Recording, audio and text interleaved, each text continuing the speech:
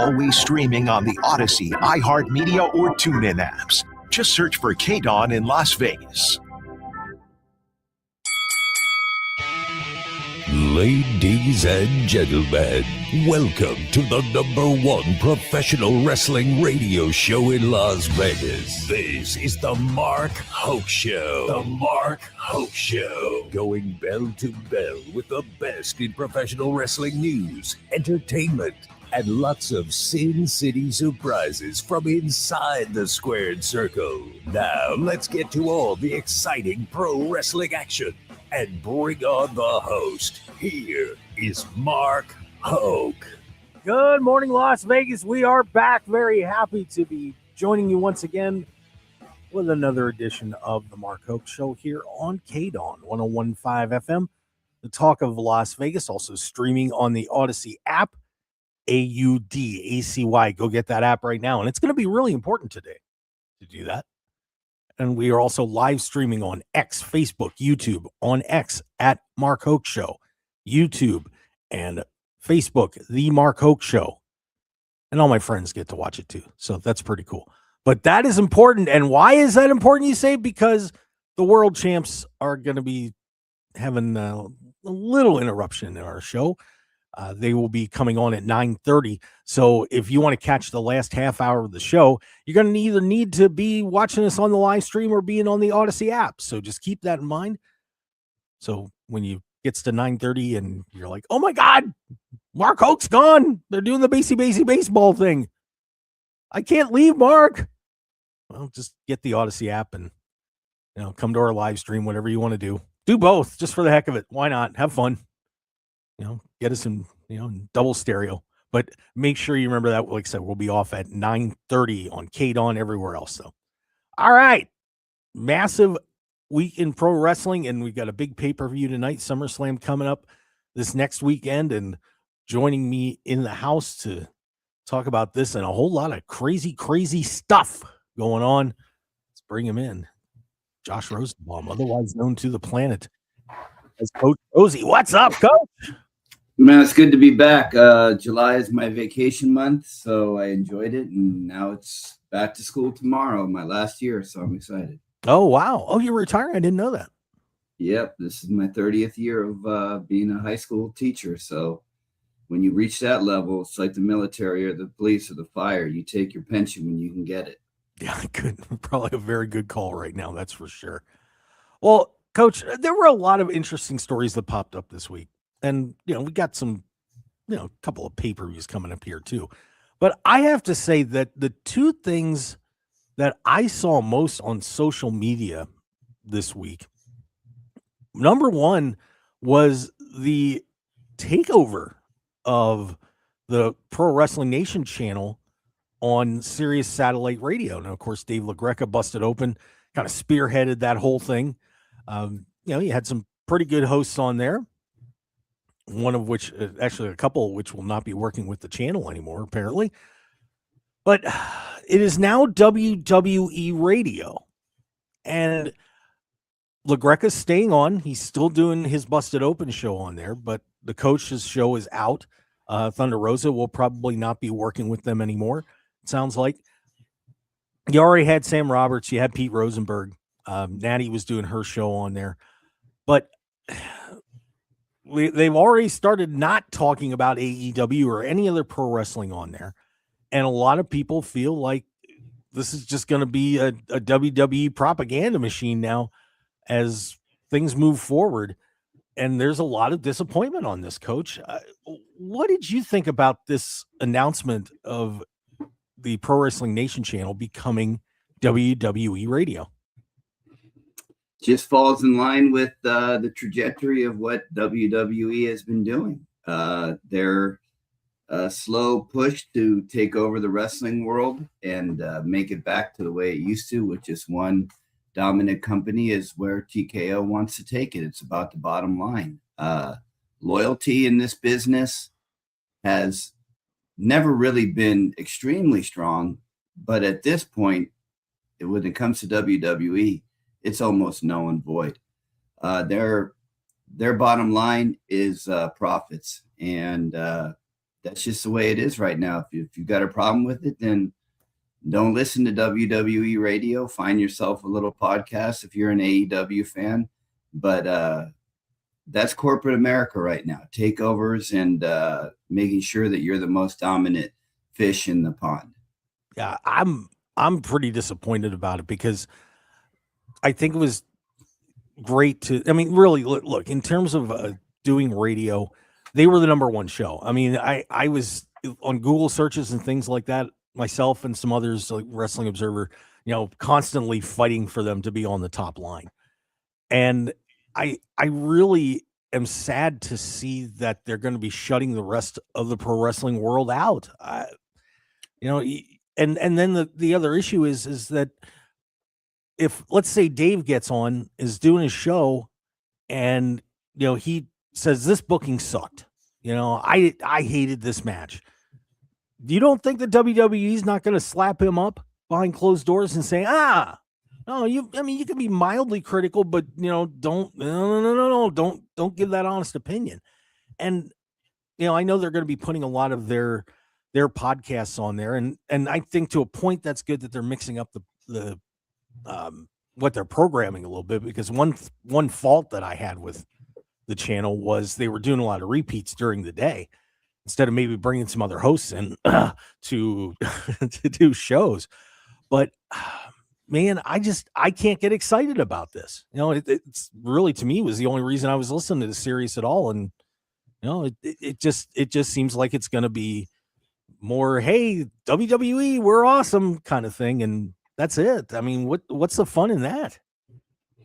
Yeah, but isn't that the way the radio and the news organizations are nowadays? I mean, I love 101.5 K-Dawn in Las Vegas, but if one of the hosts started promoting Kamala Harris or promoting things that are on the other side, they might get the same slap. So it's just the trend of news and the trend of radio programming now is not biased, but swayed toward one aspect of whatever they're studying or not. Well, I could say this, that if there was a liberal show on our network, nobody here is going to say a word. If really we program, if we program it, we're going to program it. We worry more around here about what you're doing on the radio as opposed to what you're saying on the radio. Gotcha. That's kind of our focus. So, if you're, you just gotta be doing a good show. And if you get ratings, you get ratings. So yeah, we like here at K-Dawn, we are a conservative talk radio station. So, we keep that theme there. But man, if there was a good show, we had K-Dawn when we were over Beasley had a guy named Brian Shapiro who's claimed to not be a liberal, but he's a liberal. He was on the air for 3 hours every morning. Beautiful. So, but that's. But I mean, when I turn on television news, it's either Fox News or CNN. If you turn on this show or that talk show, they lean one way or another. So WWE radio, they're obviously going to lean toward WWE. Will they be restricted on their opinions? Possibly. Absolutely. Don't tell me they're not. Yeah, I understand. But I can tell you, with this whole new WWE like club or world that they're calling it, they're going to be shutting a lot of people out of the game. Yeah. And it's just the way business is nowadays. If you don't like it, well, I promote you to take a flyer on yourself like Dave did 15 years ago and create your own busted open style radio program for the indies, for AEW, and who knows, maybe you can get on the AEW streaming that they're doing. But that's just the way it goes. And it's unfortunate, but I am disappointed. But it's just a trend that's been happening lately. Yeah. I mean, look, if Tony called me up and said, hey, Marco, I want you to do an AEW theme show, of course I'd do it.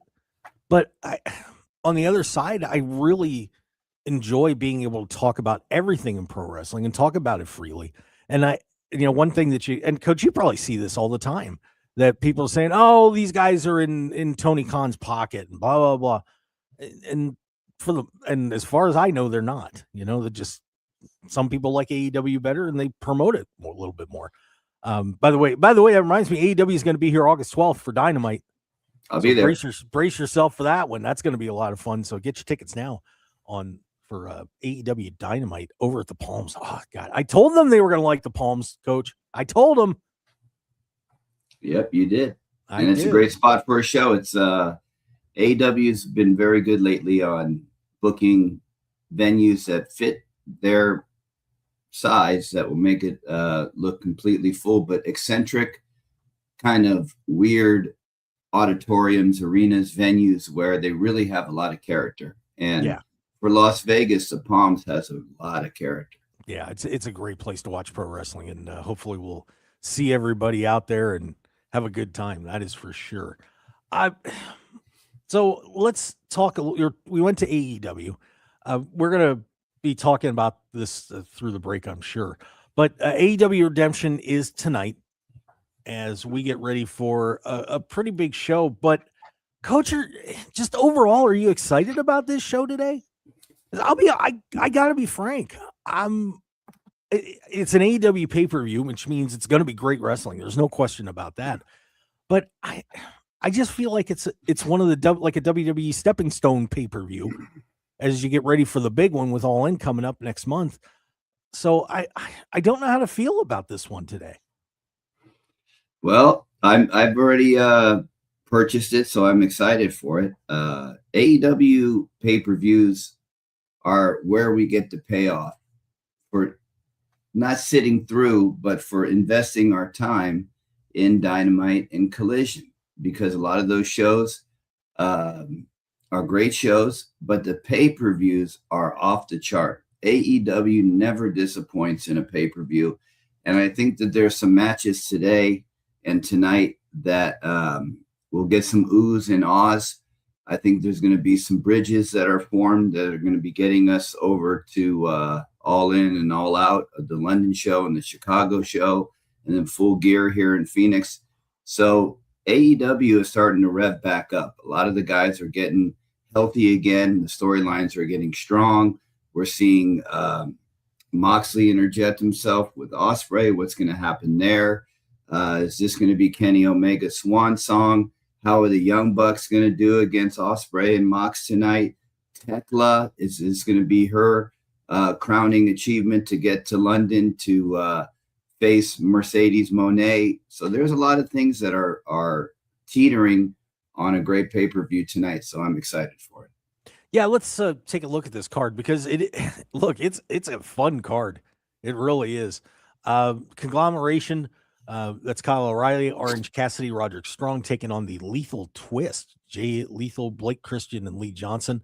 That'll be for the Trios Championship.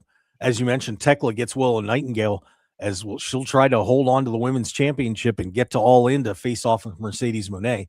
The Red Hot Mark Davis, the national champion, gets Andrade El Idolo. You think there might be a title change on that one? I mean, look, Mark's been fantastic. But so is Andrade. No, it's Mark Davis. You have been killing it, but you are a bridge champion to get that belt on Andrade and to have MJF against Andrade in London. Ooh, and that's kind of the big question I think everybody's got is where's MJF fitting into the whole picture? We'll talk about him a little bit later. Kenny Omega defends the world championship against TNT champion Kevin Knight. I think a lot of people were looking for maybe a different opponent there, but and I think that I definitely was. And it's nothing against Kevin. He's a terrific wrestler. The plans were to have MJF lose the title to Kenny at this, but apparently MJF is hurt and needed to take a little time off. So we'll see how that match goes tonight. I think the match I'm most excited about on this card, Coach, is the Painmaker Chris Jericho and Tommaso Ciampa in a no-holds-barred match.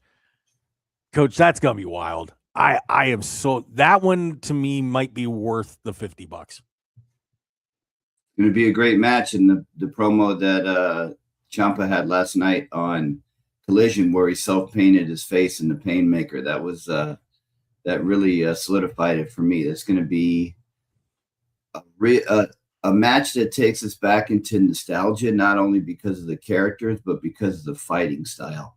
This is going to be a hard-hitting match between two veterans that really know how to inflict pain and how to sell a match and how to elicit emotions from the crowd. You put all that together, that might be the match of the night. Yeah, I think it will be.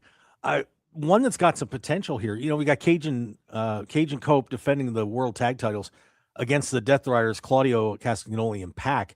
I don't see a title change coming there, but I think it's going to be a lot of fun. Unless someone pulls an upset, they pull an upset on that. The other Death Riders match is Mox and Ospreay against the Young Bucks. And I just wonder if there's going to be some shenanigans and hijinks out of John Moxley on this one. I don't think that main event for All In is settled. I really don't. I still think you've got MJF looming out there. I think Moxley could possibly be interjected into this match, but that should be intriguing for the drama outside of who gets a win in this match. Yeah, especially because the Young Bucks are the elite. There's Kenny involved there. There's a lot of ways that they can go from that, and it is going to be interesting. And the Young Bucks, their role has kind of changed in AEW, where before they were the dominant tag team. They were always fighting for the championship, and now they're being used to personify stories and to put people over. So it's good to see the evolution of the Young Bucks. But yeah. I much prefer them in the role they're in right now, with the super kick party and the money shooting in the air. And, it's what the fans want to see. Yep, I agree. Hikaru Shida is going to defend the TBS championship against Maya World. Jack Perry, the Beast Mortos, Commander, Speedball, Mike Bailey, Nick Wayne, and El Colon in a 6-way ladder match to determine the number one contender for the AEW International Championship. That's going to be fun to watch for sure. I would imagine we're going to see a lot of pain, blues, and agony in that. Excuse me. And we got the Bang Bang Gang, Jay White, Juice Robinson. Jay White is finally back, and they're going to take on the Dogs, Dave Finlay and Clark Connors. No love lost between Finlay and White, as we will be having a double chain tag team match. Yikes. Hey, I'm looking in the comments here. Coach Keith has a very, very interesting scenario for the pay-per-view tonight. With the contract and 90-day clauses ending, could we possibly see the New Day tonight in Canada at AEW? We're going to very interesting, Coach. We are going to talk about that when we come back from the break, because most of those people that were in those releases are now available. Who's going to pop up? I don't know, but we'll talk about it when we return here on the Mark Hoke Show on KDON 101.5 FM, the talk of Las Vegas. It's the best in pro wrestling. Coach Rosie along for the ride with me. Certainly appreciate it. We'll be right back.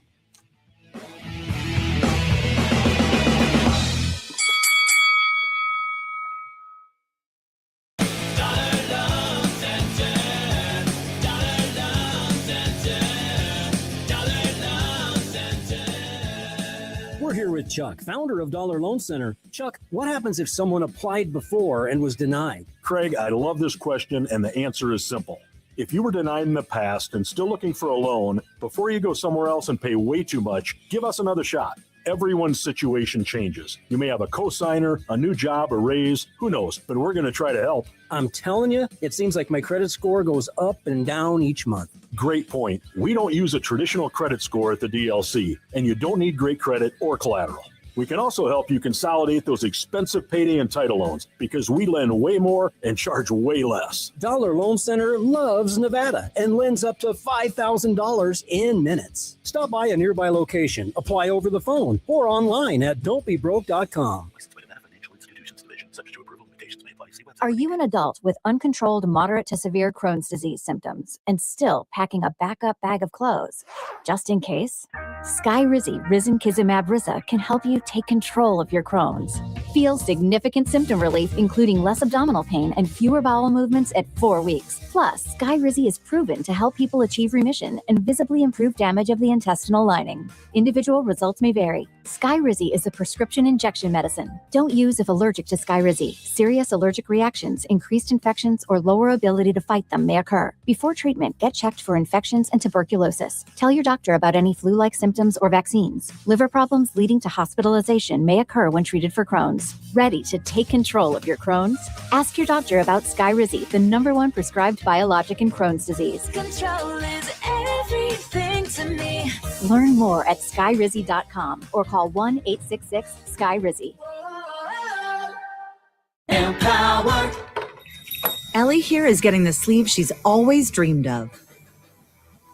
She worked with Empower and planned for her next move, so she got good at money. Now she can be a little bad. Oh, by the way, you spelled journey wrong. No worries. She can afford the cover-up too. Ooh, check out my tat. It says, invest well, live a little. Start today at empower.com. Drew McIntyre here from WWE. Wielding the Claymore can be a life of chaos. When I'm not dominating in the ring, Chumba Casino is how this warrior takes a wee break. With hundreds of online social games and new weekly releases, there's always something fresh to try. And those daily boosts, next level. Even my free time feels like Valhalla. So when life feels like a battle, kick up your feet, have some fun, and let's chumba. Sponsored by BGW Group. No purchase necessary. See terms at ChumbaCasino.com. Must be over 21 and present in the state where it's legal to play. 1015 FM KDON. This is the Mark Hoke Show. The Mark Hoke Show. Here again, your host, Mark Hoke. I was going to do an Obafemi strut, but I just didn't feel like it. Same body structure. Don't I wish? Don't I wish? Wow. Well, we're back on the Mark Hoke Show here on KDON 1015 FM, the talk of Las Vegas. Got Coach Rosie along with me. And once again, just a reminder that we will be off KDON at 9:30 due to the Los Angeles Dodgers, the world champs, are here on 1015 FM KDON, and you can listen to them. But for the last half hour, we will be on the live stream on X, YouTube, and Facebook, and also streaming on the Odyssey app. So just a reminder, don't freak out. We're not gone. We're just looming, shall we say. Now, Coach, we were talking about this whole thing with all these releases that had happened about 3 months ago. Well, those 90 days are up for just about everybody, except for, I think, the ones that we really want. But I'll put that comment that you saw in the chat box from Coach Keith Morrison. And for the AEW pay-per-view tonight, I predict there will be some fresh faces showing up. It might be a new day tonight. I have to say, Coach, though, that will not happen, because if you remember correctly, the New Day was not part of that mass release that happened back on May 24th. They were not released until June 2nd. So they are not, May 2nd. So it was April and May. So they are not eligible yet to show up for this pay-per-view, but they will be available for All In. So just keep that in mind. If you're looking for the New Day tonight, probably not going to happen. But Coach, let's look at these other people. There was a story that came out, so AEW signing like 7 people to come in. Who knows how many it is? But here's the list of that mass group that got sent packing by WWE a few months ago. Motor City Machine Guns, so it's Chris Sabin, Alex Shelley, Kairi Sane, Santos Escobar, Zoe Stark, Aleister Black, Zelina Vega, Eric Rowan, Joe Gacy, Dexter Loomis, Bo Dallas, Nikki Cross, and Kaylee Ray. They were the ones that got dumped in on the 24th of April. Who do you think any of them will be showing up tonight? Do you think we get 1 or 2? How are you feeling about that? Any of those names, who would you like, and who do you think may pop up this evening? Well, out of that group, I'm going to predict that Santos Escobar comes, and he is going to medal in the Andrade fight. The rest of the people on that list, they're fine performers, great professional wrestlers, but I see their niche either being in TNA or trying to cut their teeth back on the indies. And some people have already had to spin in AEW and probably would not be welcome or would not want to come back. I think like who? Rowan. I would say Okay. Selena Vega and Aleister Black. Obviously, I see more of the Wyatt group, maybe possibly going to TNA. And Joe Gacy, he can sign wherever. He's I think he's the hottest of that group. He's got tremendous upside, and the way he's been selling himself recently has been tremendous. But for me, it's Santo Escobar. He's got a new persona, a new name that kind of fits with Andrade's persona. So that's my top pick tonight. I would not be surprised to see the Motor City Machine Guns this evening. I think that you have an incredible potential for a massive ladder type match or something at All In, because the New Day's coming. They're going to be there. I mean, there's no way Tony isn't signing the New Day. So you have so many great tag teams that you could set up over here. FTR is on a hiatus, but I guarantee you, if Tony says, "Hey, you know what? We're gonna do this 5-way ladder match for the tag titles, and we're gonna have Cope and Christian and the New Day and the Motor City Machine Guns."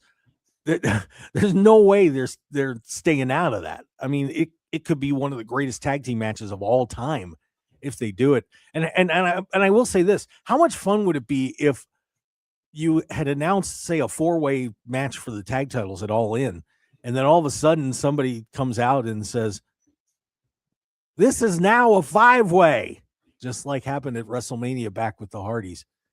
And you take the New Day out of the hosting role and being the surprise role. Oh my God, Coach. The pop would be unbelievable. Be a good pop. Oh, it'd be a lot of fun.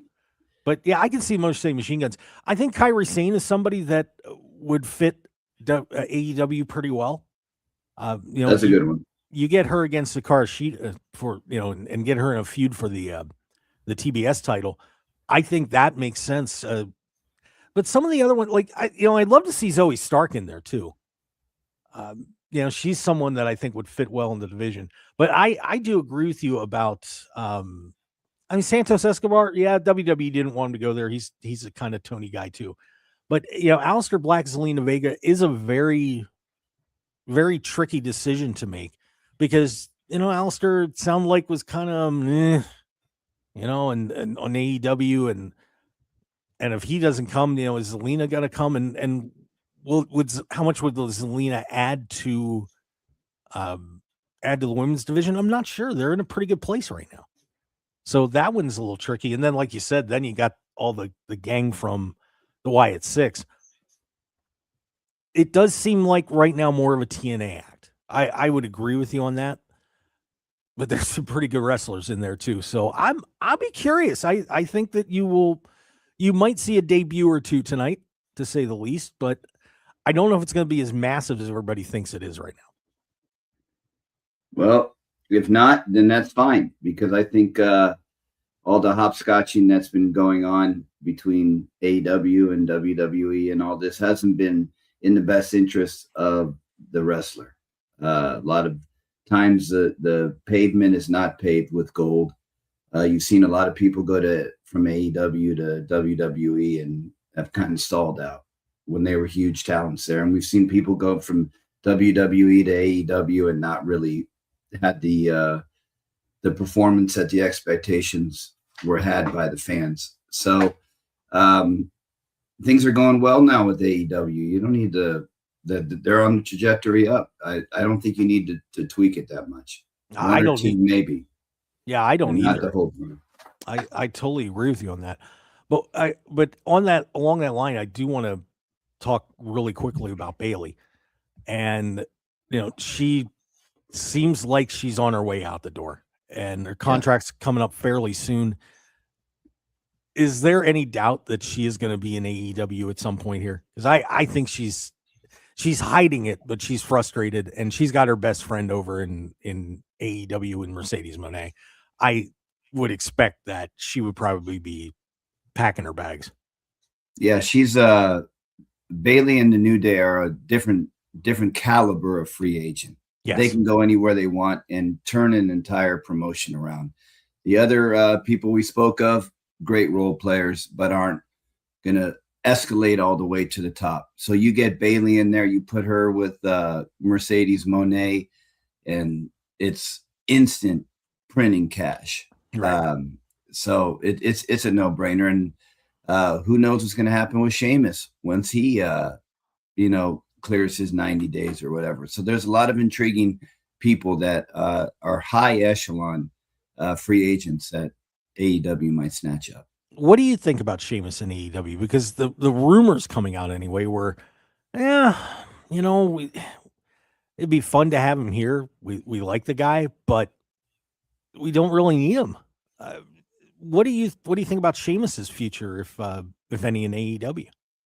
If I was Sheamus, I would do like Cardona did and be a king on the indies, go in and, clean up at the merch table, at the autograph table, at the show that night, go in and just whoop someone, their best talent in that indie, and go to the next town and print cash over and over and be celebrated and not be pigeonholed into a certain storyline, but to be a traveling act, because people really appreciate Sheamus. They like his fighting style. They like his introduction, and he's never been on the autograph circuit where he can mix and mingle with the fans and make boatloads of money. So that's what I would do if I was Sheamus. But if he wants a little bit more stability, then AEW would be the spot. Yeah, I just don't know. I don't know where he would fit in there, and with all the great young talent they've got, he's an AEW kind of guy the way he wrestles, but I don't know. I just don't know if he would be getting a lot of ring time there. After the original, it's Sheamus is here, wears off. So right. Yeah, it's an interesting decision for him because it's not like it used to be. You can get out in the indies and make as you said, a boatload of money. So a lot of tricky stuff going on there. And Mike Santana, by the way, debuted in NXT. So the talent rate of TNA continues.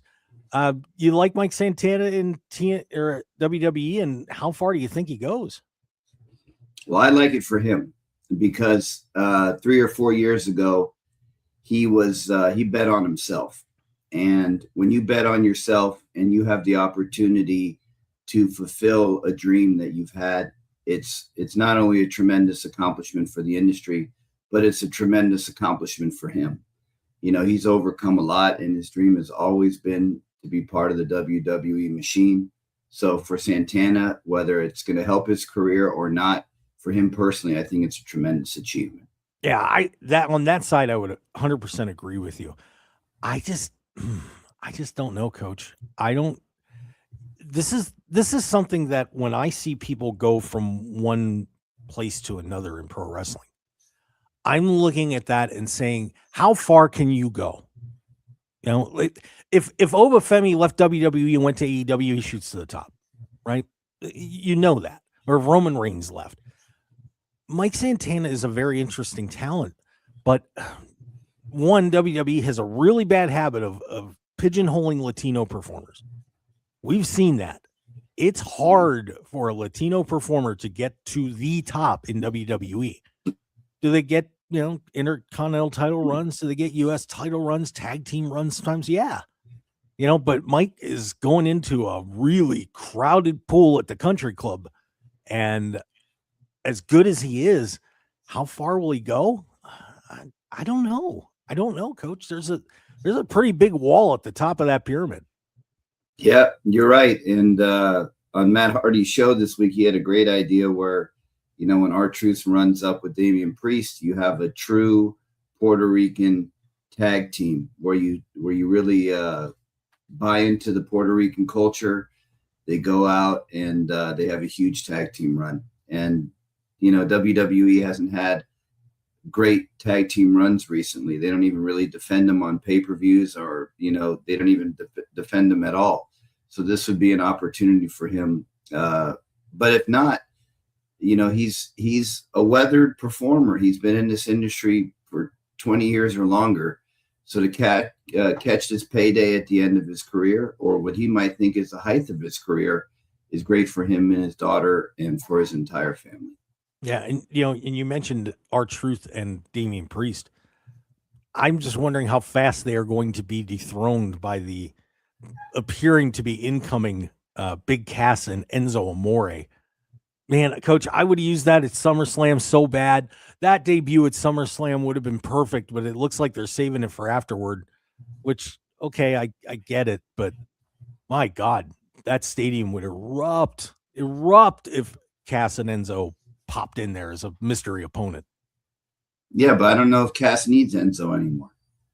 You know, I think he can carry the ticket by himself. I don't think he needs to be in tag team wrestling anymore.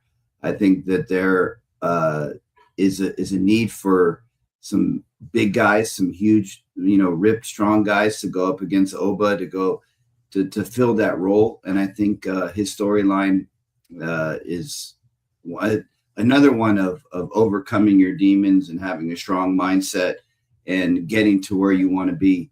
So wherever they put Big Cass, the way that they promoted him and this whole August 3rd thing has got people talking, and we're all looking forward, at least speaking for myself, I'm really looking forward to seeing what's going to happen with Big Cass, because his story is tremendous. Yeah, I am too. And he's a great guy. He just seems like a terrific guy. So we'll find out.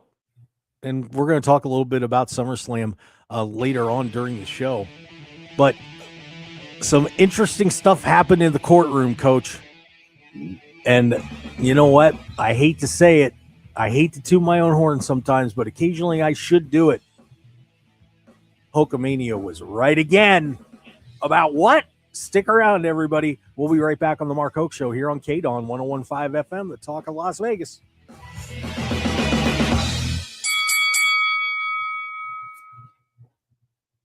Onyx, I keep having stomach issues. Please make me a doctor's appointment. Okay, are you suffering from diarrhea, bloating, gas, or oily stools? If so, you may want to ask your doctor if it could actually be a problem with your pancreas, called exocrine pancreatic insufficiency, or EPI. My pancreas? How is EPI treated? A prescription medicine like Creon, pancrelipase, is used to treat people who can't digest food normally because their pancreas doesn't make enough enzymes. Creon is the #1 prescribed treatment for EPI. Creon may increase your chance of fibrosing colonopathy, a rare bowel disorder. Tell your doctor if you have a history of intestinal blockage or scarring or thickening of your bowel wall, if you are allergic to pork, or if you have gout, kidney problems, or worsening of painful swollen joints. Call your doctor if you have any unusual or severe gastrointestinal symptoms or allergic reactions. Take Creon as directed by your doctor, and always with food. Do not chew capsules, as this may cause mouth irritation. Other side effects may include blood sugar changes, gas, dizziness, sore throat, and cough. These are not all the side effects of Creon. You can learn more at 1-800-633-9110. Before your appointment, visit creoninfo.com. That's CREON info.com. Empower. Pete's back on the links with all new golf clubs and hopefully less swearing. Bang! Sliced it. He worked with Empower to help him get good at money, so he can be a little bad. Heads up! Oof. Talent sold separately. Guy said these were slice proof. At least he has money for lessons. Invest well, live a little. Start today at empower.com. Hey, it's Tyler Reddick and Bubba Wallace from 2311 Racing. On the track, every second counts. And off the track, the same rules apply. Just fewer pit stops. That's why we're spinning into Chumba Casino. From social live casino to slot masters, the action's fast, fun, and totally free. Rack up points, climb the leaderboard, and take home bragging rights. Play anytime, anywhere. No downloads needed. Join the race at ChumbaCasino.com. Let's Chumba. Sponsored by VGW Group. No purchase necessary. See terms at ChumbaCasino.com. Must be over 21 and present in the state where it's legal to play. As a parent, I had no idea that I could choose my child's school in the Clark County School District. We switched to a 4-star school that has robotics and a chess club, and my son has never been happier. CCSD offers choices when it comes to your child's school. You might be surprised to learn that there are open seats available across many schools in the Clark County School District, including high-performing 4- and 5-star schools. Open enrollment lets you choose the CCSD school that's right for your family, as long as they have seats available. You might even qualify for up to $1,000 to cover transportation costs. We are so happy that we got to choose a CCSD school that works for us. School registration is happening now for the 2026-2027 school year. Visit itsyourchoice.ccsd.net to search for CCSD schools with available seats. It's your choice. This message sponsored by the Clark County School District, aired in cooperation with the Nevada Broadcasters Association and this station. 1015 FM KDON.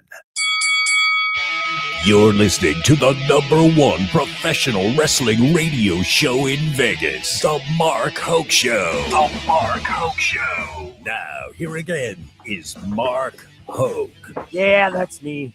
We missed everybody last week. Yeah, Dodgers nailed us on that preemption. Nothing like a East Coast rain out to screw up your day, but that's all right. We survived. We love having the Dodgers on KDON because, well, they get ratings, unlike some other things. So very, don't mind. And once again, don't forget, 9:30 Dodgers broadcast on KDON. We will still be on the Odyssey app. We will still be on our live stream for the last half hour of the show. So join us there at Mark Hoke Show on Facebook, or The Mark Hoke Show, Facebook, YouTube, and Mark Hoke Show on X. So you can catch us pretty much planet-wide, Coach. It's pretty simple. Yep, it is. Yes, it is. Well, speaking of simple, I had this simple solution lined up for months and months, Coach. The Janelle Grant Vince McMahon lawsuit, which got everybody talking back in January. And Coach, I can't believe it was 2024. This thing's been going on for 2.5 years. For those that don't know the background, Janelle Grant was working at WWE, filed a suit against Vince McMahon for doing some bad things at work. They settled. $3 million settlement. Vince decided after one payment to not pay, and Ms. Grant decided to fire a rather salacious lawsuit, including some really, well, shall we say, little kinky details about what they did, and even managed to pull Brock Lesnar into it. And this has been going back and forth, and Grant's crazy legal team was putting out all these statements and had her talk, and the threat of trial, the whole ball of wax.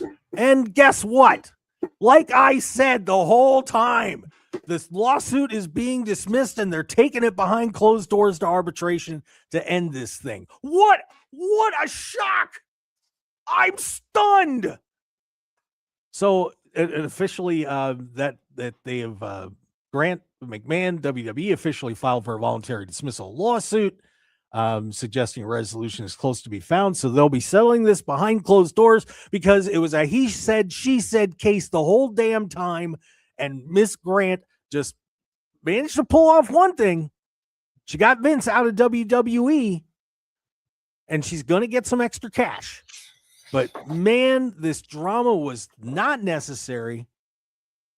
And it all ended up in the same place that I knew it was, because it was a shaky case, Coach. Well, we'll never know. And that's part of the legal system, that you're allowed this opportunity if you want to go to arbitration. So for one reason or another, maybe she didn't think her case was strong enough. Maybe she just wanted to get the story over with, get out of the limelight. But the truth will never truly come out. But for her, she accomplished what she wanted to accomplish, and I assume that she'll be making some money off of this. I would think so, but because I'm sure that Vince doesn't want to go into arbitration and have to explain all this. And on the same side, Janelle Grant is trying to prove something that is in general not able to be 100% proven. You know, this was all done by Vince to exploit me and everything else, when there's so many things, even when you read Janelle Grant's lawsuit, that said, oh, he's giving me all these gifts and he was doing all this stuff for me and so on and so forth. And it's like, you loved him. You loved the guy. You did just about anything for him. If you haven't read the lawsuit, guys, you don't see what I'm talking about. But you can't prove that relationship was not consensual. There's too many things in it that would prove to me that it was consensual. So, is it inappropriate work comment or conduct? Yes, absolutely. But it was a joke. It was to embarrass Vince.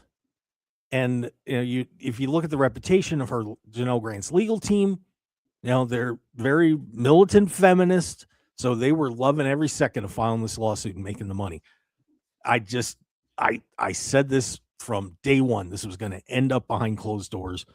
There was going to be a check written and it was going to end. And now the question is, Coach, once this is done, another thing that I saw a lot of, bring Vince back. Coach, is there any way WWE would consider bringing Vince McMahon back? I've learned in this industry, never say never, but it doesn't appear that in the current focus of TKO, which is profits, that you want to be able, that you would bring somebody in as polarizing as Vince McMahon, which could and probably would affect the bottom line. He wouldn't add as much as they could possibly lose. So I say no, but you never know. It's very intriguing to me how many people out there are saying, yeah, we got to bring Vince back. Trips isn't booking well. But look, Vince McMahon made a lot of booking mistakes too. I mean, since The Undertaker, you look, Steve Austin was the ringmaster. Rocky Maivia was wearing tassels. He didn't want Mankind. There's a lot of things that happened that Vince kind of just fell into. And, and some of that is experience, being able to make changes and see something's not working. But I think of all the dumb stuff that they did over the years. And there were probably more mistakes than there were hits, to be frank. I don't see the upside, except that it would certainly generate a lot of fan interest if Vince McMahon, stomped out of from the backstage to at a pay-per-view or something. But I don't know. If it were me, I wouldn't touch it. And we're not taking Vince into account. A narcissist like him would not be able to have complete control and autonomy that he needs and craves when it comes to running WWE. So I don't even think he would want to touch that, because he wouldn't be able to have the full power. That's a great point, because I think one thing that you can say what you want about Tony Khan, but him being able to run the company as he sees fit is usually working to the betterment of AEW as opposed to the detriment. Vince coming in there and, maybe having to share the pencil with Trips, or, being under TKO's thumb, I just don't see how that relationship would work. I really don't. So, if I were Vince, once this is over, I would just go on a cruise around the world with whoever he so chooses and have a great time. Relax, enjoy your life a little bit, brother. I mean, he's earned it. And once this thing's over with, I think it'll be fun to see if these details are probably going to be sealed, but I don't know. Like I said, I thought the whole thing was half garbage from start to finish. So we'll see what happens with good old Vince McMahon. And by the way, real quick, the stock market has been reacting to the WWE fan issues. Speaking on the business side, real quick, that they lowered the stock expectations for WWE by $3, citing fan dissatisfaction as one of their factors. How about that, Coach? That's a major aspect of professional wrestling. When fan sentiment and fan love for your product in wrestling goes down, it can create a trend. We are a very loyal fan base, and when we think that things aren't going our way in wrestling, we pack up our bag and get just put our foot in the ground and say, this isn't for us anymore. So $3, okay. But it could be even more than that. But we need to find somebody to really take them on, and hopefully AEW is on that trajectory. Yeah, I'm going to give you the dark horse. I think MLW is starting to do a pretty good job too. I like the way they're progressing right now. You've got some great champions at the top of that card. They're sneaking some people in. Some people are sneaking out too, and we're going to talk about one of them. Is he's going to be on the SummerSlam card. So when we come back in hour number 2, that's where we're headed. What's going on with SummerSlam? Good, bad, and ugly. That's going to be a fascinating topic to talk to with Coach Rosie here on the Mark Hoke Show. And we got a whole lot more, too, is some releases, some comments from Jim Ross. And by the way, what was the most viewed show on Netflix from WWE? I think you're going to be shocked to find out the answer. So once again, guys, don't forget, follow us on X at Mark Hoke Show, Facebook, YouTube, The Mark Hoke Show, because that's where we're going to be. It's starting at 9:30 for the last half hour. Also on the Odyssey app, download that right now, AUDACY. You get all 220 plus of our great stations and more. So stick around, everybody. More to come on the Mark Hoke Show, the best in pro wrestling, right here in Las Vegas. We'll be back. Hour 2 coming up.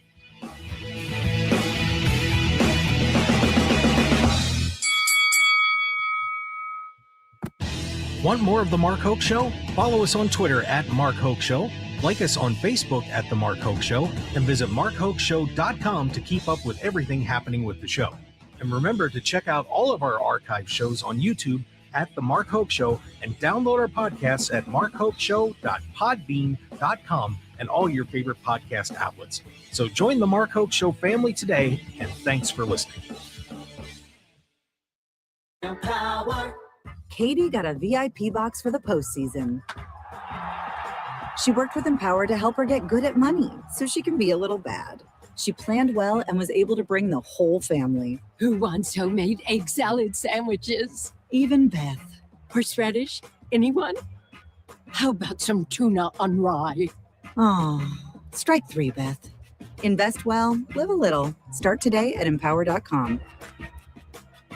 What's up, Foos? Main event Jey Uso here from the WWE. When it's just me between matches, it's day one-ish. And that means it's Chumba time. With hundreds of casino-style games and new titles arriving weekly, there's always something fresh to try at Chumba Casino. The daily boosts make it even more fun. And have me about to get them all during my downtime. Ready for a fun way to chill out and enjoy a few minutes for yourself? Let's chump. Sponsored by PGW Group. No purchase necessary. See terms at ChumbaCasino.com. Must be over 21 and present in the state where... Summer in Nevada is hot. And while this is great for endless adventures, comes with a few things to look out for. When temperatures climb, fire risks climb with it. To beat the heat, drink water before you feel thirsty. Stay indoors during the hottest part of the day. Check on your neighbors, especially older adults, kids, and pets. And never leave anyone alone in the car on a hot day. To prevent fire, clear dry brush from around your home. On high heat and red flag warning days, skip the yard work, the target shooting, and the backyard fire pit. And never toss a cigarette from your car. One spark is all it takes. Heat and fire feed off the same dry, dangerous conditions. Respect one, and you're already protecting yourself from the other. For more information, visit oem.nv.gov. Sponsored by the U.S. Department of Homeland Security, the Nevada Office of Emergency Management Homeland Security, and your local emergency manager's office, in cooperation with the Nevada Broadcasters Association and this station. Understanding the many things in a mother's life affecting her pregnancy is important. You can help improve the health of all mothers and babies in Nevada by completing a Pregnancy Risk Assessment Monitoring System survey about your recent pregnancy. Also known as PRAMS, the survey is from the Nevada Division of Public and Behavioral Health and the Centers for Disease Control and Prevention. The survey asks new moms about their experience before, during, and after pregnancy. Responses are confidential and used to help improve the health of mothers and babies in Nevada. If you receive a PRAMS survey, please share your story. Learn more at nvprams.dpbh.nv.gov. That's nvprams.dpbh.nv.gov. This message, sponsored by the Nevada Division of Public and Behavioral Health, aired in cooperation with the Nevada Broadcasters Association and this station. KMXP HD3 Henderson, K268CS Las Vegas. Always live on the free Odyssey app. 1015 FM KDON. A timeout. I'm Paul Stevens, Fox News. Officials say U.S. strikes against Iran have paused, at least for now. Fox's Trey Yingst in Tel Aviv. The White House is making clear the military option remains on the table as President Trump considers solutions that are both using force and diplomacy. White House Communications Director Stephen Chung told Fox News Digital that President Trump has always been consistent in saying he prefers a diplomatic solution, but he continues to retain all options if Iran continues terrorist activities in the Strait of Hormuz or against allies. Chung went on to say it would be wise for Iran to work towards a negotiated deal. Otherwise, they know what will happen. The U.S. naval blockade remains in effect as the economic pressure is being felt inside of Iran. This as negotiators continue to press forward with peace talks, as Iran says its officials have held several rounds of talks with Oman about the Strait of Hormuz over the weekend. German authorities canceling a popular Pride festival Saturday. This after a car ran through the festivities. Police in Berlin are searching for a suspect who allegedly plowed a van through a crowd at an LGBTQ plus Pride event. At least one person was killed, 16 others are hurt. Police say the suspect has ties to local Islamic groups, and they believe the act was terrorism. Hundreds of thousands of people were in Berlin for that celebration. And that is Fox's Chanley Painter. Cops say they again have ID'd a suspect, still no arrest just yet. A raging wildfire in southwest France forcing the evacuation of 55,000 people overnight Sunday. That brings the total number forced out of their homes to a staggering 220,000 in one region alone. Flames creeping ever closer to the famed wine city of Bordeaux, neighboring Spain, by the way, also overseeing its own fire evacuations on the country's East Coast. America is listening to Fox News.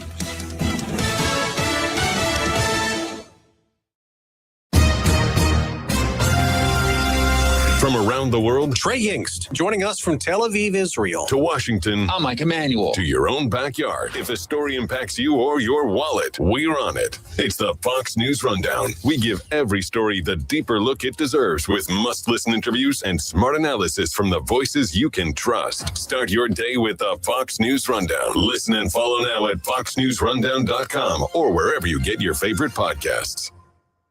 From the Fox News Podcasts Network. Hey, this is Trey Gowdy, host of the Trey Gowdy Podcast. Every Tuesday, you'll hear what's on my mind. Plus, every Thursday, there's a special bonus episode where we answer the questions that are on your mind. Make sure to spend your Tuesdays and Thursdays with Trey. Subscribe now at foxnewspodcast.com or wherever you download podcasts. Hope to see you. America's listening to Fox News. Your back-to-back Los Angeles Dodgers baseball is coming up this morning at 9:30. You're kidding. And the talk you love is always streaming on the Odyssey, iHeartMedia, or TuneIn apps. Just search for K-Dawn in Las Vegas.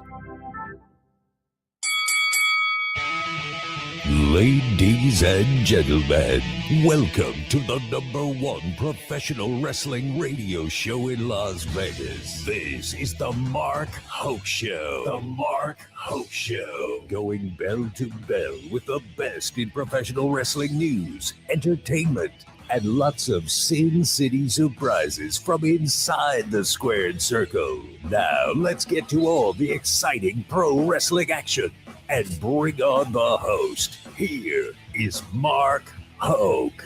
Yeah, let's go. Another hour here of the Mark Hoke Show on K-Dawn 101.5 FM. Talk of Las Vegas. Streaming on the Odyssey app, AUDACY. Get that app right now, and I promise you, you might get a $25 ticket to SummerSlam. In fact, I could probably guarantee you that. So get the Odyssey app right now, AUDACY.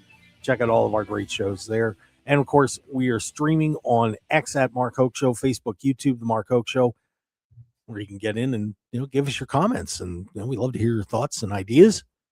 And it's kind of important, too, because at 9:30, the Dodgers take over K-Dawn. We will be streaming on the Odyssey app and our live stream for the remaining half hour of the show. Coach Rosie, Josh Rosenbaum, in the house. What is up, sir? Just getting my mind right, and it's beautiful Sunday morning, and looking forward to the AEW pay-per-view tonight. So there's a lot of positives about today. Sounds like a plan. It's gonna be and look, like I said, I do feel like it is a little bit of a stepping stone show, but it's still gonna be great wrestling. We all know AEW pay-per-views are absolutely a blast. So make sure you get that tonight, and don't forget August 12th, AEW is here in Las Vegas at the Palms. Yes, best get your tickets. They're going to go quick. So come join us down at the Palms for AEW Dynamite on Wednesday night. Should be fun. Well, Coach, SummerSlam coming up this weekend. Still in the low 29 to 30,000 for each night. They ran a $25 ticket promotion during Saturday night's main event, and went from about 22 to that 29 to 30,000 mark for each night. Before we get into the card, Jim Ross made a comment that he feels like they're not selling the tickets because there's not that one white hot person like Roman Reigns was over the past few years and Cody Rhodes. Do you think JR is right, or is there more to it than this? How do you feel about it? I would say JR is correct to a certain extent. We've seen these guys, popcorn from one guy to the other. It's kind of been the same guys on top for WWE for a while, but a lot of people love those guys. So if you're trying to make new fans and try to bring in more eyes on the product, that might not be getting achieved right now. So he's right to that extent. But for the people that are hardcore WWE fans, you're getting to see your tribal chief back. You're getting to see Punk against Cody, which we haven't seen, I think, in 17 years. You've got Obafemi's ascension to being the dominant big man in WWE. So it really depends on what your palate is looking for. If you're a WWE sicko, as they say, this is the pay-per-view for you because it's got a lot of things on there that are really, really, really compelling. Seth against Roman and Punk against Cody. Those are two matches that people salivate over if you love WWE. But if that's not where you're at and you're trying to find, something new, you're going to see a lot of the same storylines being regurgitated in a new way, but same guys, different story. Yeah, I just don't know if the lead up to some of these matches has been as up to par, I guess would be a good way to put it. The Roman and Seth story writes itself, and I don't think there's any question about that. But the Cody Rhodes CM Punk thing, is it two of your top 5 guys in the company going at it? Yeah. But I just don't know if the lead up was that good, to be very frank. There's lead up? What lead up? Exactly. There was none. When you say, just say when you want to fight, and Cody goes, when, and that's how the match is cemented. There was no lead up. This was all kind of thrown together. So for the people that know it's thrown together, but it's a opportunity to get a big match and to get some clips, and a lot of people will watch it. Yeah, I just it just reminds me about the things that Eric Bischoff had said about the story being the most important thing, and you can put two of the top wrestlers in the world in the ring, but if there's not a lot behind it, what does it really mean to a fan when you're adding in the drama? So I don't know. There's other matches on here I'm a little more excited about, quite frankly, than these main events.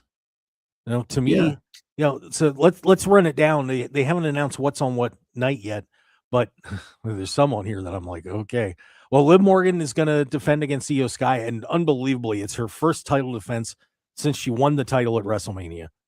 So that should be a lot of fun. Obafemi, Brock Lesnar, Hell in a Cell match to cement the best of 3 that those two have going on. Reigns and Rollins for the World Heavyweight title.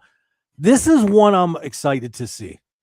Is Penta defending the Intercontinental title against Chad Gable? That one I'm looking forward to, because finally Chad Gable should become a singles champion in WWE for all the work that he's put in, and as good as he is. And Penta is terrific too. But this is going to be Chad Gable's night in Minneapolis, I think. I agree, for sure. He's toiled in, trials and tribulations, being back in your home area. The pop is going to be tremendous. he's the guy that would truly benefit from the belt. A lot of guys don't need a belt, but for him, it really solidifies him and gives him credibility, because a lot of fans that are true wrestling fans have appreciated Chad Gable for years and years. But there's always a segment of the population that needs to have someone be a champion to get more eyes on him, to get more fans on him. And this is the push that Chad Gable is going to need and has craved for a long time. And I think you're going to be able to see how multifaceted he is, not only in the ring as a great competitor, but on the mic and creating stories and creating vignettes and creating laughter, creating anger. You know, there's a lot of ways that they can go with this, because Chad Gable's been around a long time. And, you know, it's going to be fun to watch him with his paintbrush when he's a champion. Yeah, I think so too. We have a crazy 6-man match. LA Knight once again get stuck in a 6-man. Solo Sikoa will be by his side along with Royce Keys, and Solo's been doing some great work, by the way. They're going to take on the Bloodline, Jacob Fatu and the Usos. So I we'll see what comes out of it. Something fun happens in there. The WWE declared an interim women's championship with the absence of Rhea Ripley, instead of just taking the belt off Rhea because she's hurt and dealing with a busted, screwed up knee. But it'll be fun to see what comes out of this. Tiffany Stratton, Jade Cargill, Chelsea Green, Charlotte Flair, and either Julia or Lash Legend. Yeah, that should be an exciting match. And I got to tell you, Coach, there's a lot of social media push for Chelsea Green to win this thing. Is she the right choice? Great. Yeah, and you know, she's the right choice in a lot of the long-term wrestling fans. She's tremendous. I'd love to see him give it to Charlotte just to see the next morning all the comments, and it would be great if they stuck it to us and made Charlotte the champ again. I those would probably be my two choices, but I also, you know, if Julia gets in this match, I think that'd be kind of fun. Now, here's a match that I want to take a second and talk about, because I think this, while I am excited to see one of these gentlemen finally get in the ring, I am not excited about this matchup.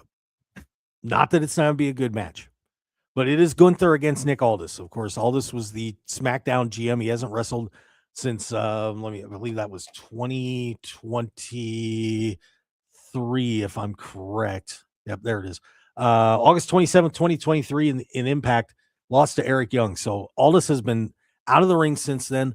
One of the legendary post-Crockett runs with the NWA Championship. People say, well, you know, it's just that NWA, but, you know, he made a name for himself. And lest we forget, one of the main matches at the first All In that cemented that whole thing was him against Cody Rhodes for the NWA title. But he gets Gunther after these shenanigans and hijinks going on. Coach, I think this is a lose-lose for both men. I really do. And here's why. If Gunther loses this match after all the legend killing and retiring and the incredible reputation that he had, if he loses to Nick Aldis, Gunther is screwed, at least for a while. If Nick Aldis loses, you've just taken what should be a pretty good asset for you, throw him in the ring against one of the top guys right away, and back he goes to being SmackDown GM and forgotten, as opposed to the opportunity that you can have with him as a wrestler. I think this was a mistake. If you were going to put Nick Aldis in the ring, you should have done it with Adam Pearce. You should have told the story of these two guys being the two of the top NWA champions forever. Let them go at it. And if you wanted to push Nick from there. I think this match is a mistake. Well, it's a match that people didn't know they wanted to see. And that's what I think is going to happen when this match is all over.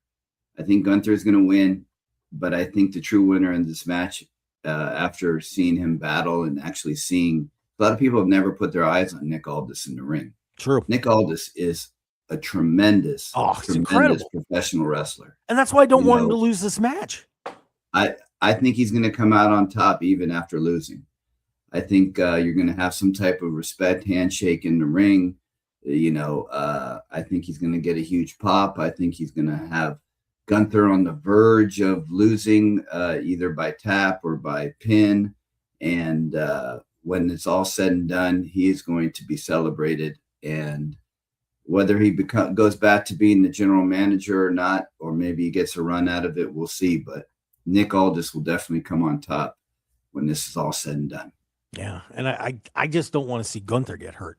Here's another match that I'm just sitting here shaking my head that I can't believe it's happening. Danhausen against Dominic Mysterio. The winner gets to keep the $100,000 Danhausen stole from the Judgment Day. Dominic Mysterio, while he's on fire in AAA, he was the heel for a little while in WWE. I mean, nuclear heat. And now he's stuck in a match with Danhausen. And well, I know Danhausen's a hot commodity right now, but Coach, Dominic should be doing more than wrestling the comedy guy. It just annoys the hell out of me. So you don't think Dom was a comedy guy for years in his ascension to where he is right now? I mean, his character, even though it was, this hard character, he made people smile. Oh, his absolutely. Promos did, his backstage stuff did.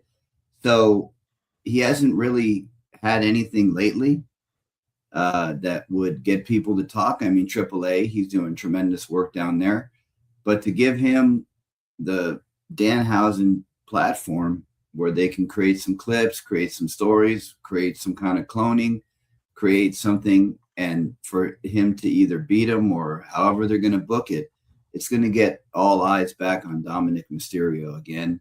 And he's heading into some big matches here with El Grande Americano and some things going on down in AAA with his father. So this is going to get all eyes back on Dom again. And I think it's going to be good for him because a lot of people, even though they realize that Dom is still around, he's not a prominent figure anymore. And that's going to change after this match, I think. Well, I sure hope so, because if Danhausen goes over in this match, what a death blow to Dominic. I mean, it just, I like I said, I'm just not excited about this. And I get where you're coming from on the comedy stuff, because while Dominic was wrestling very well, he was still doing some pretty funny stuff. And I get that, but just it seems like a waste to me. It really does. But Danhausen is hugely, hugely, hugely over in the mainstream pop culture world. And Dom is going to feed off of that. Yeah, we'll see how it turns out. I mean, look, I've been wrong before, so we'll find out. Sami Zayn gets Finn Balor. The winner is the number one contender to the undisputed WWE Championship. Fascinating match, Coach, because you can see this is one you can see going either way. If you've got the pencil, who's going over? If I have the pencil, it's going to be it's going to be Sammy, because the whole angry person, he's kind of like Michael Douglas in that movie Training Day, or not Training Day. What I forgot the movie where he's like a vigilante after a hard day at work. The whole world's against him. That's where Sammy is right now, and that victim role and mentality in professional wrestling storyline makes things interesting, because you know that he'll do anything possible to accomplish where he thinks he's been screwed. And I think that storyline's got a lot more legs than a one-off Finn Balor run. Fair enough. That movie is Falling Down, by the way. Just Falling Down. There it is. Great movie. I blanked it. Just had a bad day at work. Just wanted to get home. Yeah. There's a great scene of him in a fast food restaurant, by the way. Classic stuff. So yeah, that'll be fun. I think that Sammy's going to go over, but I would not complain if Finn did. I'd love to see Finn get a championship run again at some point. That whole thing when he won the Universal title, and people have just so forgotten about that he got hurt in that match and had to relinquish it the next day. But Finn's an awesome wrestler, so we'll see how that one turns out. And then we keep it rolling here. Bella Twins and Paige against Fatal Influence. Of course, Fatal Influence, Laney Reed and Fallon Henley won the tag titles from Paige and Brie. Yeah, Nikki's back. That's about it for me on this. Nikki's back. Yep. I don't know what else to say.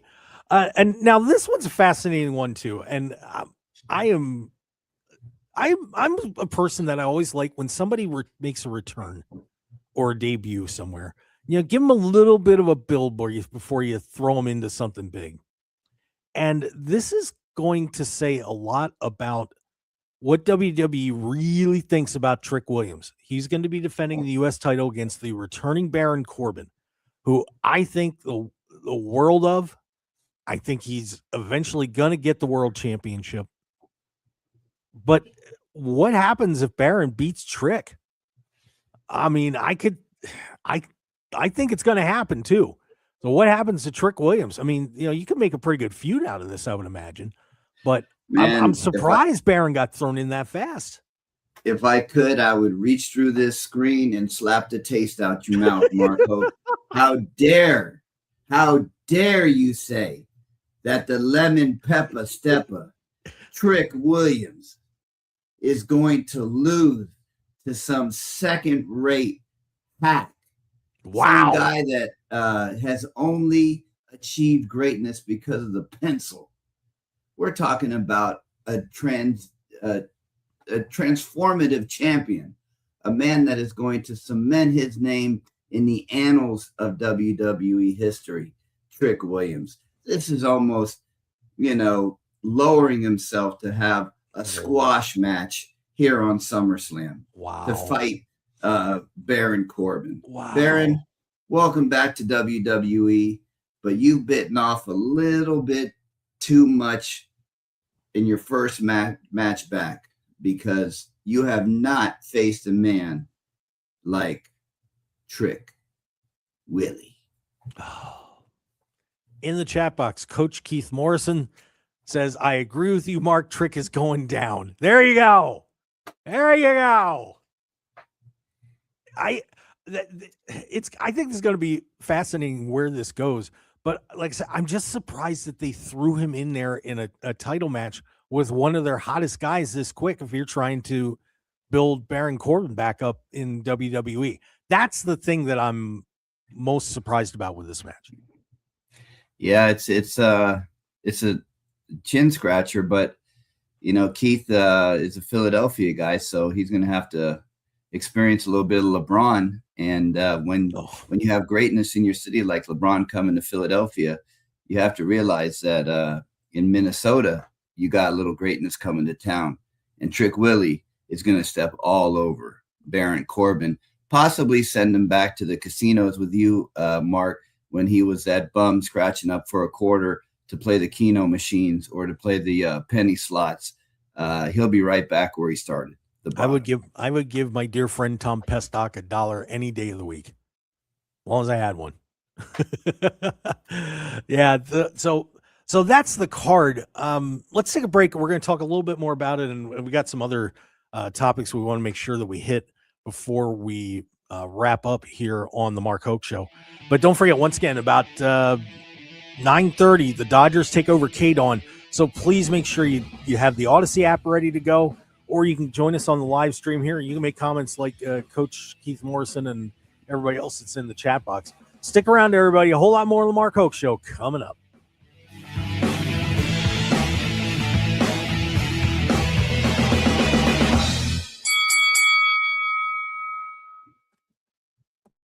If Twisted Tea was your best friend, they'd start a dance party in the supermarket that turns into a pool party at your place, and you don't even own a pool. Twisted Tea is smooth, refreshing, and always fun. Twisted Tea Hard-Ass Tea. Keep it twisted. Twisted Tea Brewing Company, Cincinnati, Ohio. Please drink responsibly. Onyx, I keep having stomach issues. Please make me a doctor's appointment. Okay, are you suffering from diarrhea, bloating, gas, or oily stools? If so, you may want to ask your doctor if it could actually be a problem with your pancreas, called exocrine pancreatic insufficiency, or EPI.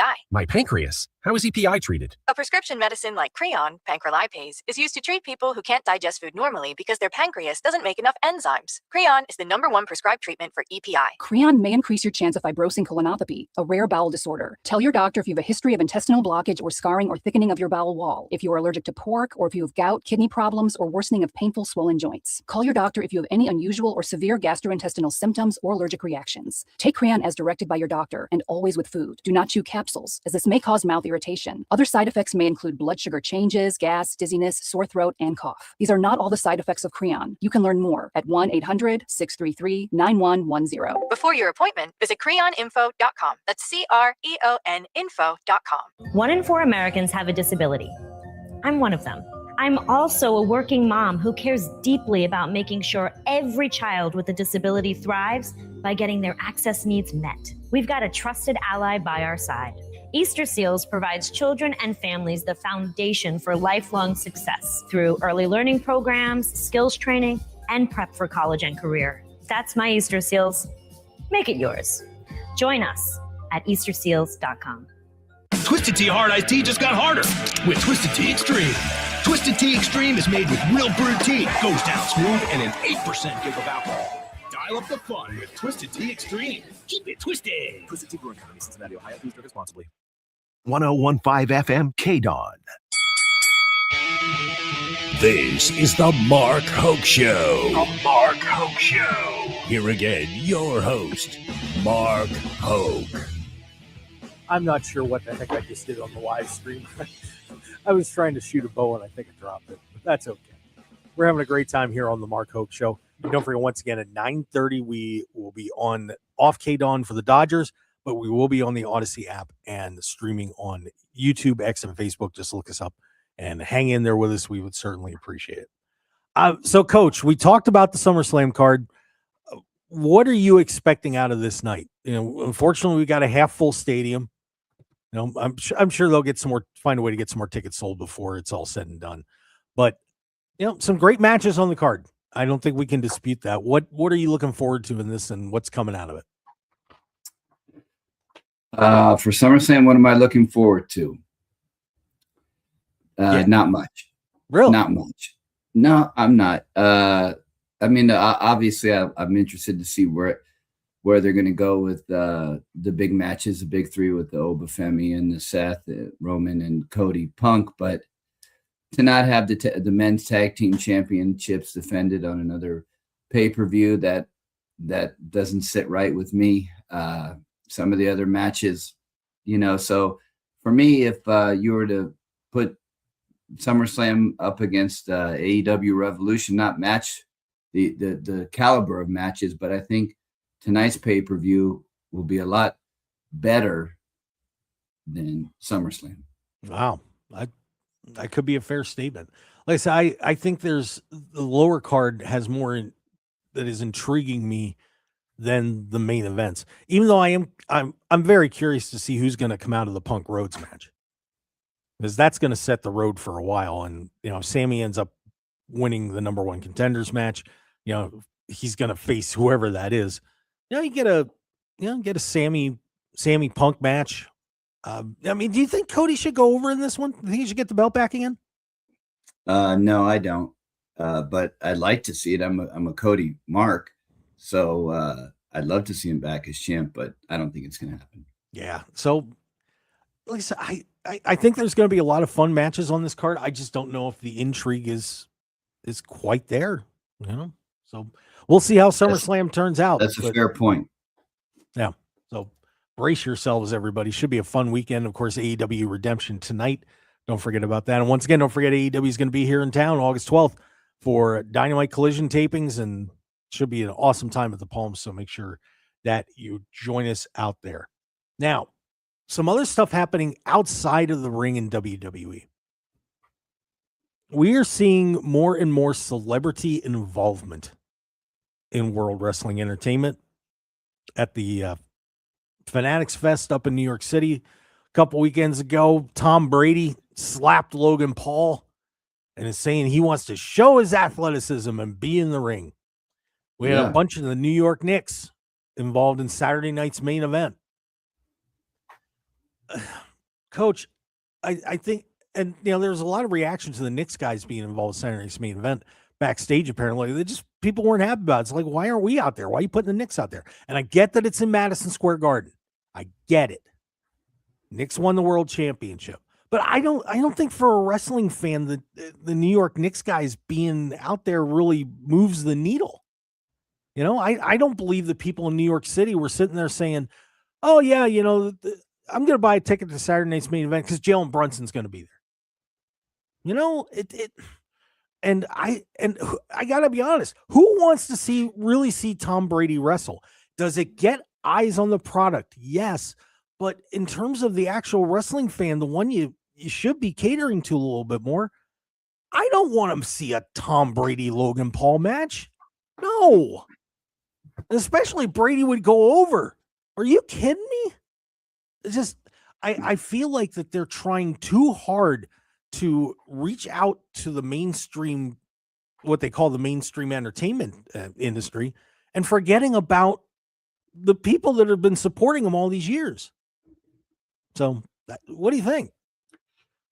I think that's the blueprint right now. I don't think they care about us traditional long-term fans. And I've come to grips with it before. It would make me angry. You're not thinking about us, but they are interested in getting eyes. They're interested in getting, opportunities to get their quarterly earnings up.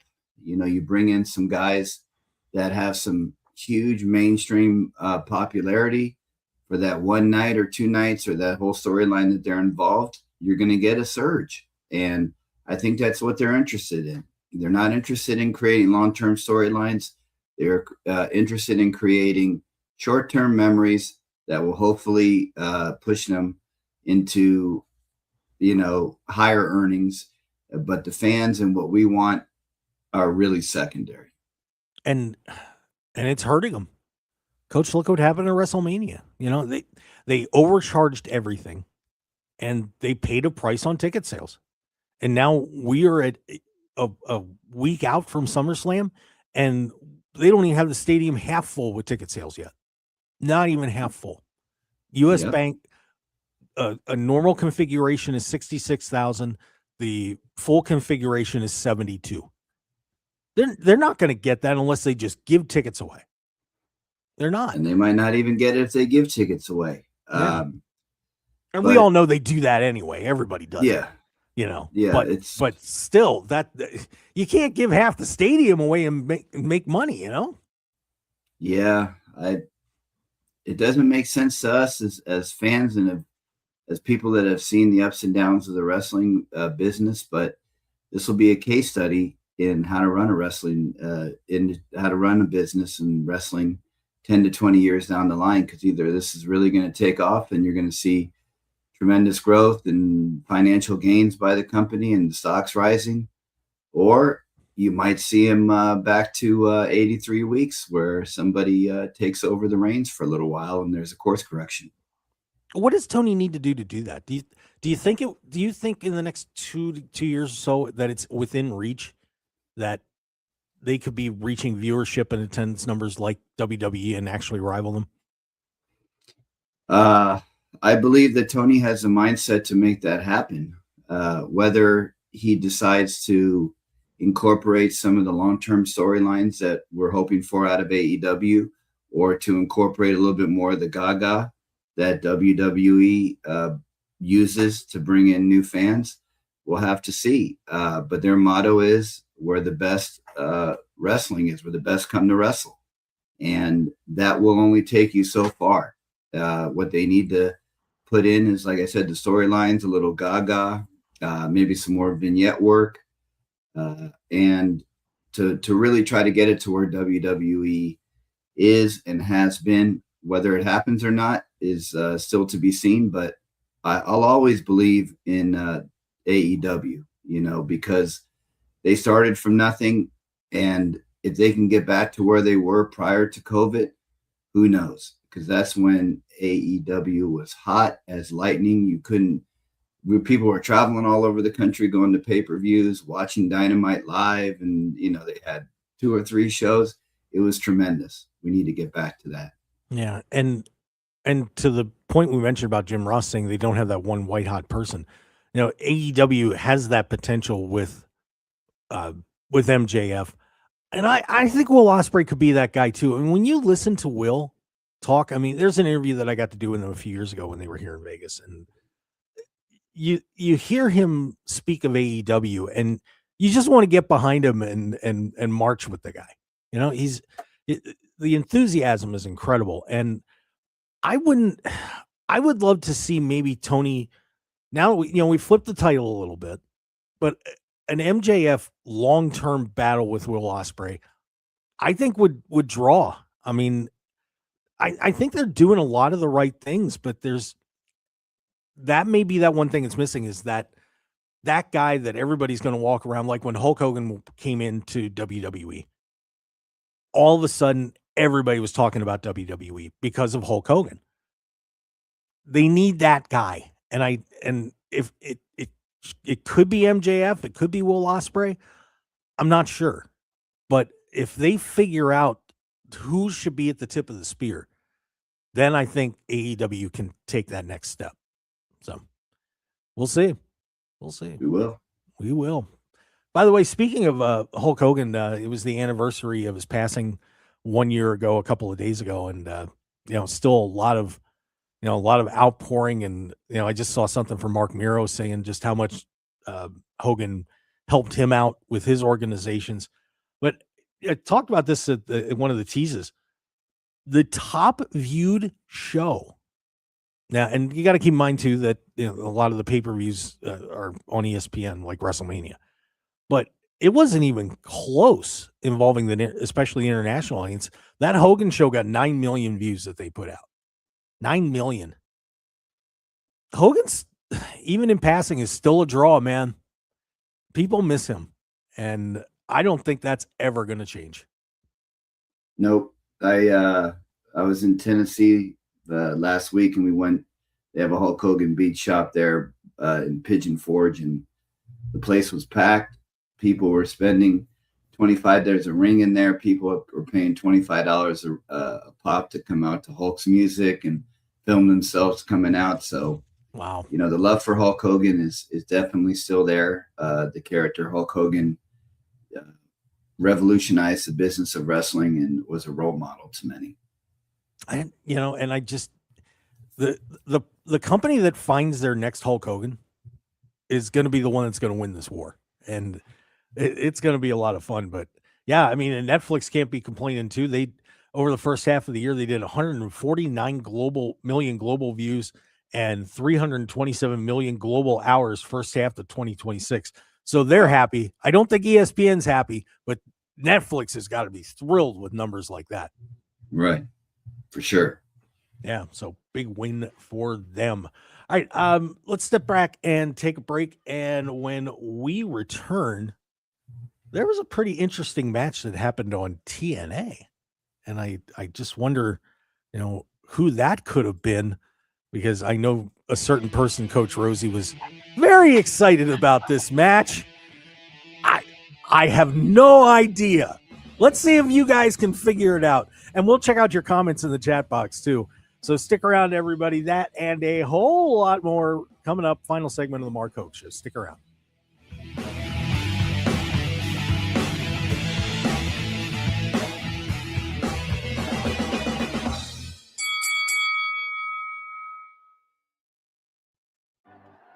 It's game day. Are your moderate to severe Crohn's disease or ulcerative colitis symptoms keeping you from the action? Skyrizi, risankizumab Riza, could help you get back to the game. Skyrizi is proven to help people feel significant symptom relief, achieve remission, and visibly improve damage of the intestinal lining. Skyrizi is a prescription injection medicine for adults. Don't use if allergic to Skyrizi. Serious allergic reactions, increased infections, or lower ability to fight them may occur. Before treatment, get checked for infections and tuberculosis. Tell your doctor about any flu-like symptoms or vaccines. Liver problems leading to hospitalization may occur when treated for Crohn's or ulcerative colitis. Control is everything to me. Ask your doctor about Skyrizi, the #1 prescribed biologic in Crohn's and ulcerative colitis combined. Learn more at skyrizi.com or 1-866-SKYRIZI.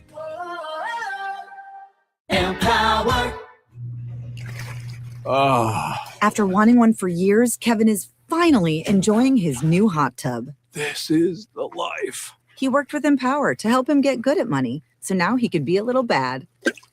Oh, no, not my phone. Oh, Kevin. Kevin's phone may be in hot water, but his finances aren't. Invest well, live a little. Start today at empower.com.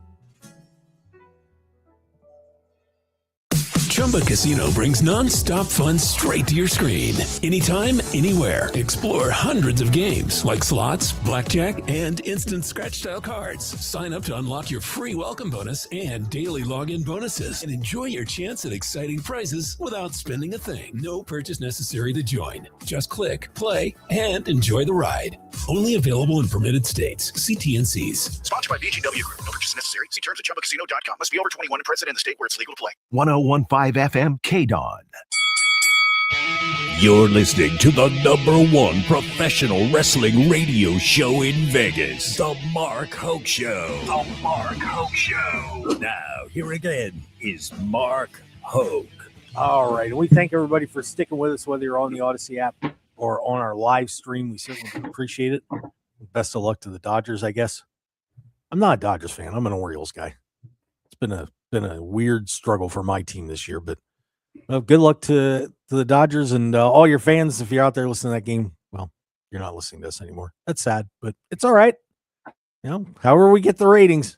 But Coach, that's why they put us on to lead into the LA Dodgers, because we bring the ratings. By the way, we had a 1 month here. We were top 10 in the market, which was pretty awesome. You're definitely the fluffer.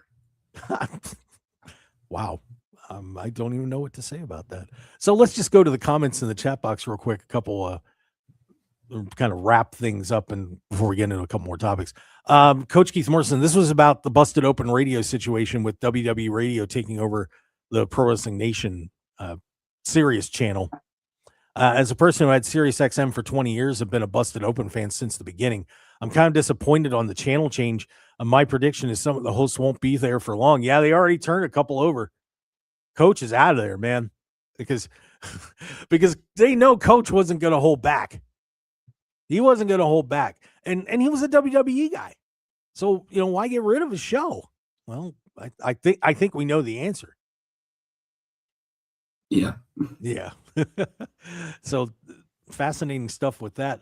Let's see. Was there anything else I missed? By the way, welcome to Coach Morrison. Also said Coach Rosie on hour number 2. Yeah. I know it's rare. I haven't been here in a month, but got to make up for lost time. Yeah, we're thrilled to have you, Coach.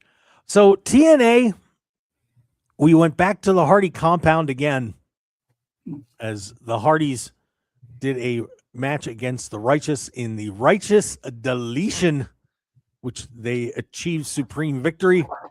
Another wild one, Coach. I'll tell you what, the deletion matches just never, ever disappoint. Even though I will say there was some criticism about Jeff doing the Antichrist character. So people didn't like that part. But otherwise, man, that was a blast. I mean, those matches are so creative and fun. And, they get people talking, that's for sure.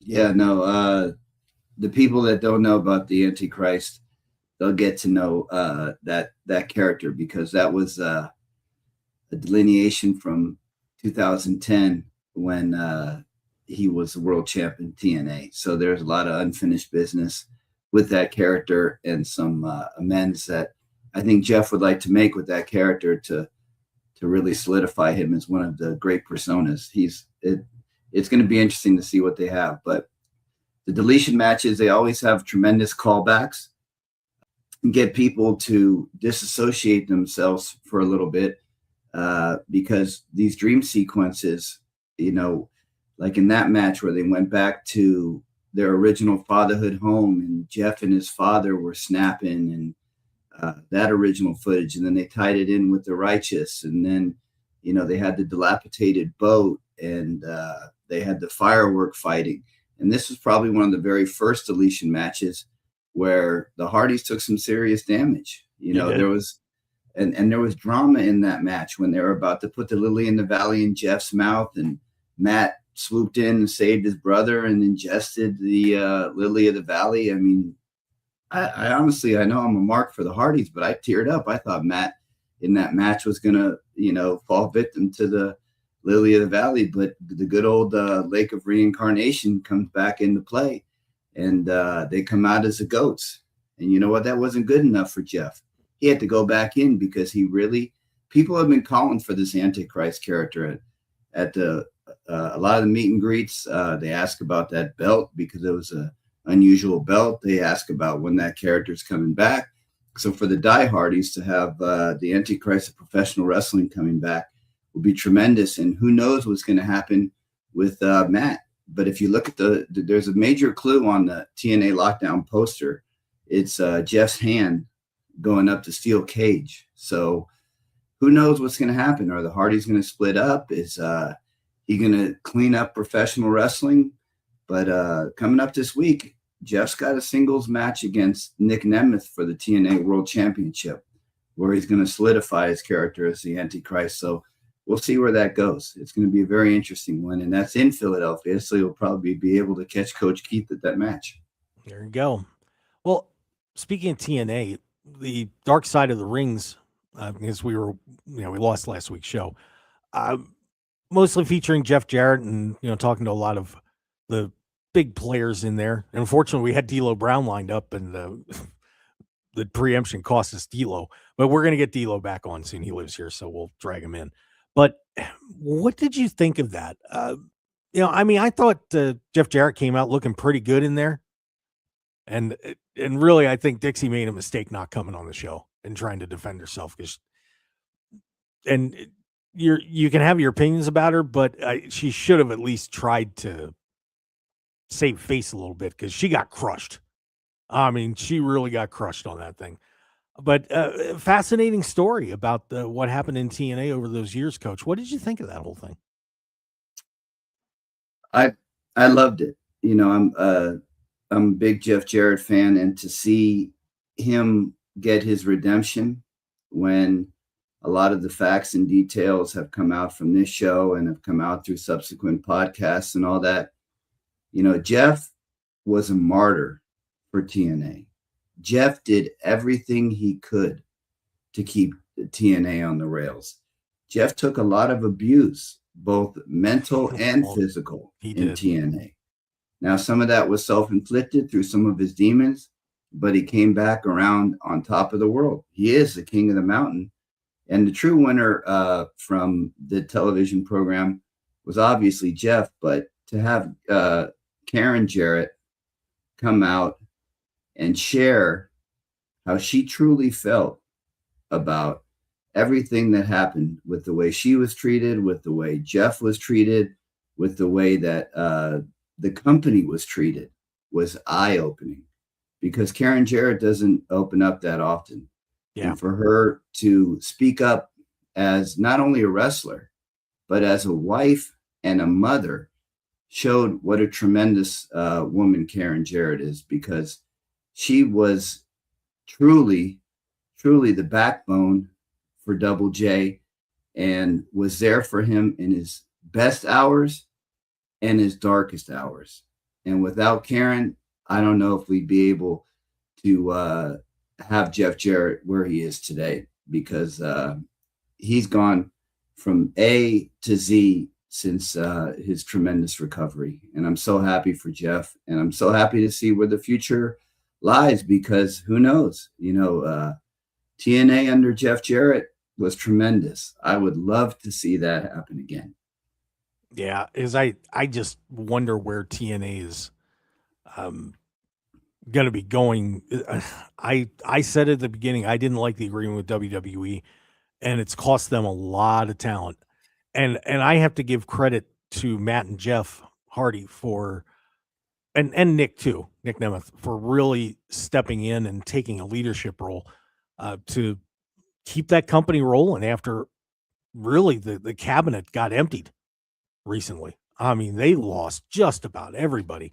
Now, I'm still waiting for the big AJ Francis push, but Matt and Jeff have been phenomenal, and they have performed so well. And I think a lot of people, if you'd say, well, the Hardys are the leading act in a wrestling company right now, if you'd have said that maybe 3 or 4 years ago, everybody would have been like, what the hell are you talking about? They should be, retired by now. But those two guys have stepped up so well, and they understand the business, especially Matt. And Jeff's got his act cleaned up. I mean, it's weird to say this in 2026, but I would honestly love to see Jeff on top of TNA again. I really would. I would as well. And when they were interviewed for the Dark Side of the Ring television program, I had the honor of driving them back and forth to their tapings, and I can tell you how much that interview meant and how much TNA means to those guys, because coming back from those interviews, you can tell that they put a lot into those interviews, and for Jeff to say he just wants forgiveness for that Victory Road match and to put TNA back on top, it truly shows where their heart and mind is. Yeah, I think it is time we forgave Jeff for that. It's always going to live in infamy in pro wrestling. It's probably one of the worst moments in the last 25 or 30 years in the industry. But you have to understand, I think that Jeff was dealing with a lot, and he's been able to put his life back together in a very impressive way, because I think if you'd have been taking bets that Jeff would even be alive in 2026, I think a lot of people would have said no. So you have to hand it to him for what he's been able to do to clean himself up. And on TNA too, I don't think Nick Nemeth gets enough credit either. That guy has been just a stalwart in pro wrestling for years, and shame on Vince for keeping him on the bench like he did. We were talking about Vince McMahon coming back. That guy is such an incredible talent in every way. And for Nick to be willing to step up and, take the reins, be the champ. And he was out there with Moose when they had that big feud a while ago. And, we had the big matches here in Las Vegas, and, with Mike Santana leaving, and a very popular champion, for Nick to step in, and he's done a fabulous job. That just shows their love for the business of professional wrestling. And professional wrestling needs more than just one company thriving. If we can get AEW moving again, we can get TNA moving again, and WWE will always be around. But to have variety makes the wrestling industry even better, because we all push each other, and each company is always going to want to outdo the other. And if we can get them back on top, man, kudos to the wrestling business, because it's white hot, and it has been hotter in the past couple of years. But if we can get it back to where we were, man, the sky's the limit for professional wrestling, because mainstream have realized, pop culture has realized that they can invest in professional wrestling. It's not the Southern Carney, Attitude Era, X-rated kind of stuff. This is entertainment that is suitable for the entire family, and it needs to be seen, because I think the resurgence of professional wrestling is just continuing, and we're going to see it get to where it was back in the 80s and the 90s. Yeah, and I'm hoping that TNA gets out from under that agreement with WWE fairly soon, and gets back to doing what they're doing. I mean, look what's happened to some of the people that left too. Joe Hendry's just kind of goofing around. They're talking about releasing Jordan Grace, which is unbelievable to me. They can't figure out what to do with her. And I'm afraid Mike Santana's going to fall into the same trap too. So, TNA was better off when they were just TNAing, doing their thing, and not, I understand why they did it, because it looked really good on paper. But for those of us that are fans, I was just like, you're handing your company to them. They're gonna raid your talent, and they probably had to be worried about that anyway. But it makes it a not so desirable stop if you leave WWE. Well, you go to TNA, you're right back under WWE's thumb in a way. So right. To me, guys out there at TNA, just Carlos Silva, just get this done, get through it, and be yourselves again. That's what we need to do. Well, Coach, that's going to do it. Hey, where can everybody find you, big man? just at Josh Rosenbaum on Twitter and at Coach Rosie 2407 on IG. School starts this week, so hey, it's gonna be like Kobe. It's going to be my victory lap. I'm going to walk into all the arenas, walk into all the classrooms, and just enjoy my last year of teaching. And who knows what the future will hold? Hopefully, something in professional wrestling. There you go. Well, guys, we want to thank you for sticking around and dealing with our Dodger preemption this weekend, the big one last week. We've got a whole lot more coming up because SummerSlam is going to be next weekend. We'll have night 1 in the books. When we do the show next week, we'll get to talk about that in night 2, and we'll get to review what's going on at AEW Redemption. The road to All In is just about to its completion, and we'll see what happens with that. Guys, thanks for being with us. Thanks, Coach Rosie. We'll see you next time on the Mark Hoke Show. Follow us on X at Mark Hoke Show, Facebook, YouTube, Instagram, and TikTok at The Mark Hoke Show. We'll see you next time, everybody. Have a great day, Las Vegas.